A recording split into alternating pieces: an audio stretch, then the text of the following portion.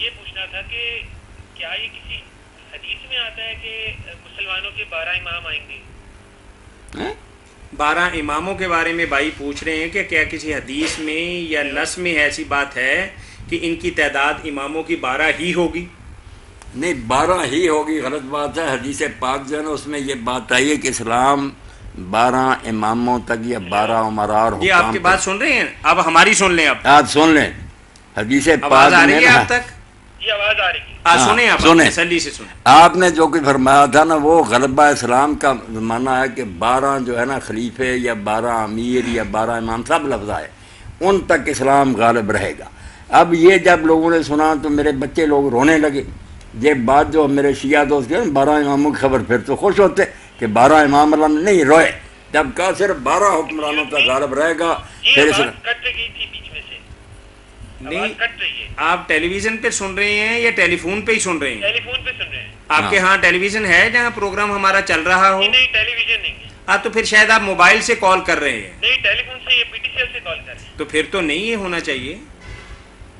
اچھا آپ توجہ سے ذرا سنیں نا، جی سر۔ جب آپ نے کہا کہ 12 امیر، کہیں امیر کا لفظ آتا، کہیں خلیفے کا آتا، کہیں امام کا آتا، معنی یہ کیا یہ میرے بچے امیر کے معنوں میں یا حاکم کے معنوں میں آتا ہے۔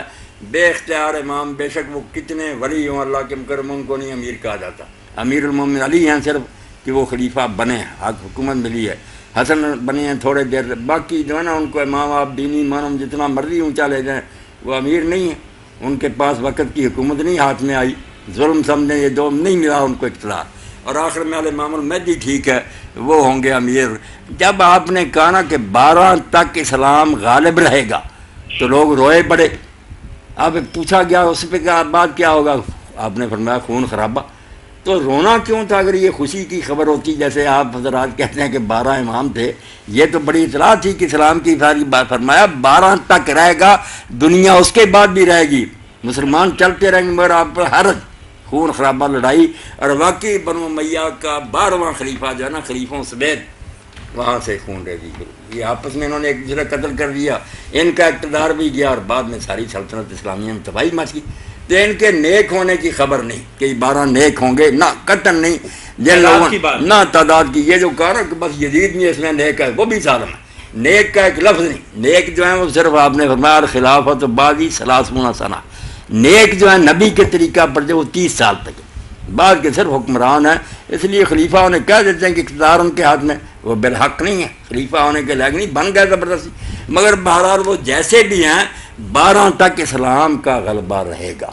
جب یہ آپس میں لڑ پڑیں گے دین اسلام مغلوب ہو جائے گا، کافر دلیر ہو گئے، کئی علاقے ہمارے ہاتھ سے چھین لے، تاریخ پڑھیں، رونے لگے لوگ کہ صرف 12 حکومتوں تک رہے گا غلبہ، بعد میں خرابی۔ رونے کی کیا بات تھی بچہ، ساری حدیث مسلم شریف میں نکال کر دیکھیں، 12 امام جو میرے شیعہ دوست کہتے ہیں، ہم بھی ان کا احترام کرتے ہیں، ائمہ اہل بیت ہیں، وہ باطن کے امام آپ کہہ سکتے ہیں کہ دین اور علم کے امام ہیں، چوٹی کے۔ مولانا صاحب پھر یہ کیوں کہتے ہیں کہ وہ 11 امام جو ہیں وہ شیعوں کے ہیں، وہ ہمارے نہیں ہیں؟ نہیں، غلط بات ہے، وہ سب کے ہیں۔ آپ سارے اہل سنت کا دیکھیں، اتنے بڑے امام ہیں، مولانا نواب صدیق حسن خان رحمۃ اللہ علیہ حدیث ہے، ریاست بفال کے، انہوں نے بیٹا پوری کتاب لکھی ہے ان 12 ائمہ کے حالات پر، ائمہ اثنا عشر کے حالات لکھے ہیں، ان کی بزرگیاں بیان کی ہیں۔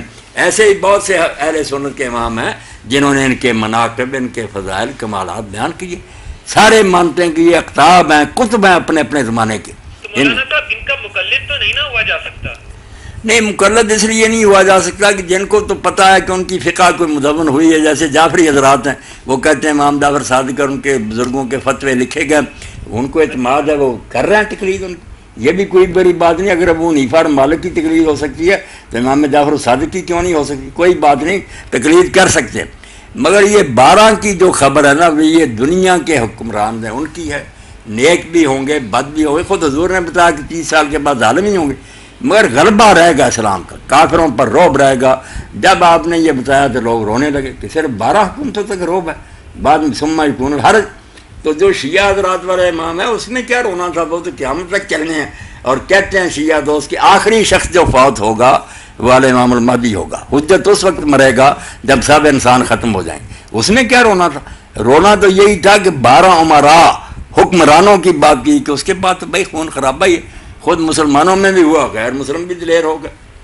جی بڑی مہربانی مولانا. بات واضح ہوگی آپ کے لیے کسی حد تک؟ آپ پوچھ لیا کریں. امامیہ کے بارے میں فرمایا، یہ 12 اماموں کی تعیین کیسے کی ہے انہوں نے؟ یہ جو ہے نا مسئلہ امامت، یہ سنی علماء برشیہ مناظرے کرتے رہتے ہیں پاؤں دھونا، یعنی یہ بات نہیں سمجھتے کہ یہ شاخوں کی باتیں ہیں، یہ کوئی نہیں اصل میں باتیں، یہ کچھ نہ کچھ قول کتابوں سے مل جاتے ہیں، پاؤں دھونے والے بھی مل جاتے ہیں، مسح کرنے، ان میں جھگڑنے کا کوئی فائدہ نہیں.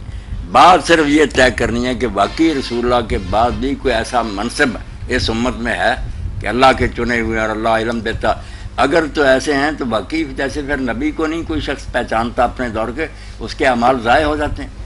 اسی لیے شیعہ علماء کہتے ہیں کہ جب تک کئی جو ان میں کٹڑ ہے وہ بات بیٹا بہت دور لے جاتے ہیں کہ یہ سارے پھر نا امام المہدی آئے گا تو یہ سارے سنی قتل کر دیے جائیں گے. اب تھوڑا بہت پردہ، اس وقت تو بالکل ان کو علانیہ کافر قرار دیا جائے گا اور یہ مخلد فی النار ہوں گے، ہمیشہ دوزخ میں رہیں گے دوسرے کافروں کی طرح جیسے نبی کا منکر ہے. امامت اصلی مسئلہ جو علماء اس پر بحث نہیں کرتے نہ اس کی بات کرتے ہیں، امامت کے بارے میں فیصلہ ہونا چاہیے کہ امامت ایسی کوئی ہے یا نہیں ہے، باقی باتوں کا کوئی فائدہ نہیں. ائمہ کرام جو ہیں 12 امام جو ہیں ان کے بارے میں مطلب کچھ لوگ تو مانتے ہیں، مطلب انہیں اپنے صحیح طریقے سے، اور کچھ لوگ کہتے ہیں جی بس ایسے ہی ہے، نہیں مانتے. تو ان بارے میں کیا ہے؟ اور دوسرا ہے کہ ان کے بارے میں کہ کیا علم لدنی بھی ان کو بھی ہوتا ہے؟ ذرا تھوڑی سی تفصیل بتائیں. ٹھیک ہے. جو آپ نے دوسرا لفظ بولا لدنی، لدنی کوئی ہے لدنی، لدنی جو ہوتا ہے نا علم لدنی، علمنا من لدنا علما، اللہ اپنی طرف سے علم دیتا ہے ان کو. یہ اللہ کے پیغمبروں کو نصیب ہوتا ہے، کچھ نیک لوگوں کو بھی اللہ تعالیٰ دے دیتا ہے، ان کے دلوں میں بات ڈال دیتا ہے، کوئی الہام ہو جاتے ہیں. اللہ کے رسول علیہ السلام نے فرمایا پہلی امتوں میں ایسے لوگ تھے ملہم فہم حدث کہ نبی نہیں تھے، کلام ان سے ہوتا تھا. میری امت میں اگر ان میں سے کچھ لوگ ہوئے تو حضرت عمر بھی ان میں سے ہے رضی اللہ تعالیٰ عنہ. تو بات ٹھیک ہے، اللہ جب اپنی طرف سے علم دیتا ہے نا، جو کتابیں پڑھ کر یا لوگ استادوں سے نہیں سیکھتے، وہ علم لدنی، لدن پاس کو کہتے ہیں، جو اللہ اپنے پاس سے دیتا ہے، علم لدنی، علمنا من لدنا علم. ائمہ کرام کا یہ علم لدنی تھا؟ نہیں، یہ ائمہ کرام تو سارے ایک دوسرے کے شاگرد تھے، باقی لوگوں سے بھی انہوں نے علم پڑھا ہے. یہ لوگوں نے اپنی طرف سے بہت بات بڑھا لی ہے. امام زین العابدین علیہ السلام خود جا کر زید بن اسلم کے درس میں بیٹھتے تھے تو لوگ کہتے تھے آپ جو غلام تھے، ہاں کہ آپ اور عہد رسول ہو کر ایک غلام آزاد کے پاس. انہوں نے کہا جہاں سے بندے کو علم ملے جانا چاہیے. تو یہ باتیں بہت سی فرضی بنائی ہیں بڑی. اور یہ جو آپ نے کہا نا کچھ لوگ نہیں مانتے، مانتے سب ہیں. ان ائمہ اثنا عشر کا احترام اہل سنت، اہل حدیث، شیعہ سب کرتے ہیں. اہل حدیث لوگوں نے بھی ان کے حالات پر کتابیں لکھی ہیں، اہل سنت نے لکھی ہیں. فرق صرف یہ ہے کہ وہ ان کو دین کے بڑے بڑے پیشوا مانتے ہیں. شیعہ لوگ کہتے ہیں جیسے نبی ہوتا ہے یہ اللہ نے مقرر کیا ہے، ان کا استاد کوئی نہیں، ان کو بھی وحی باطنی ملتی ہے، ان کو پہچاننا بھی نبی کی طرح فرض ہے، جو نہ پہچانے وہ کافر مرتا ہے. انہوں نے بات ذرا دور تک لے گئے اس کو، ورنہ ان کا احترام کوئی گروہ آپ کو نہیں ملے گا جو نہیں کرتا. نواب صدیق حسن رحمۃ اللہ علیہ اتنے بڑے حدیث عالم ہیں، انہوں نے ان 12 کے حالات پر علیحدہ کتاب لکھی، بڑے ادب کے ساتھ ان کے مناقب اور فضائل بیان کی. تو سارے مانتے ہیں کہ یہ لوگ نیک تھے، رسول اللہ کے خاندان سے تھے. مولانا صاحب یہ جو پھر حضرت امام جعفر صادق علیہ السلام نے فقہ دی ہے تو ان کا بھی اپنے دین کے بارے میں بہت زیادہ علم ہے، تو اس کو پھر پریفر نہیں کرنا چاہیے دوسرے ائمہ کرام جو حنفی یا مالکی یا دوسرے شافعی؟